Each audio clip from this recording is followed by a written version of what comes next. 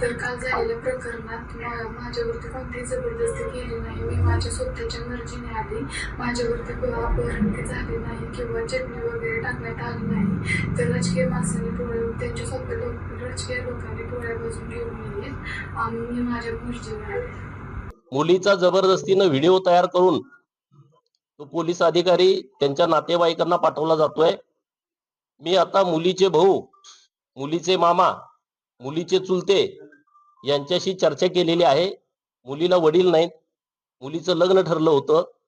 मुलीचं लग्न पुढच्या 2-4 दिवसामध्ये होतं आणि अशा परिस्थितीमध्ये जबरदस्तीनं या मुलीचं अपहरण केलेलं आहे आणि म्हणून मी आज भिगवणला आलोय. भिगवण पोलीस स्टेशनला भेट देणार आहे आणि हिंदू समाज सर्व संतापलेला आहे. तो एकत्रित आलेला आहे आणि हिंदू जन आक्रोश मोर्चाचं आयोजन केलेलं आहे. बाकीची सविस्तर चर्चा पोलीस स्टेशनला अधिकाऱ्यांच्या सोबत करून मी तुम्हाला सविस्तरपणे सांगेन.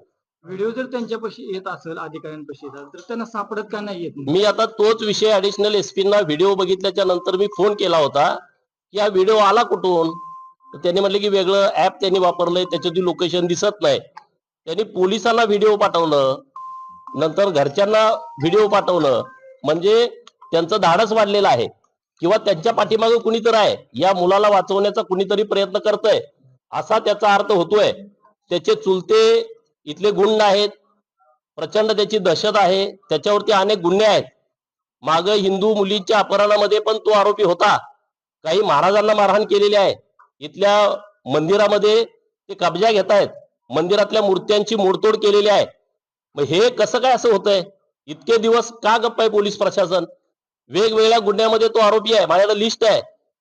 इतक्या गुन्ह्यात जर तो आरोपी असेल तर त्याच्यावरती मोकांतर्गत कारवाई का नाही झाली? हे सगळे विषय मी आता पोलीस स्टेशनचे अधिकारी आहेत त्यांच्याशी सविस्तर चर्चा करून या सर्व लोकांशी बोलून आपल्या समोर मांडणार.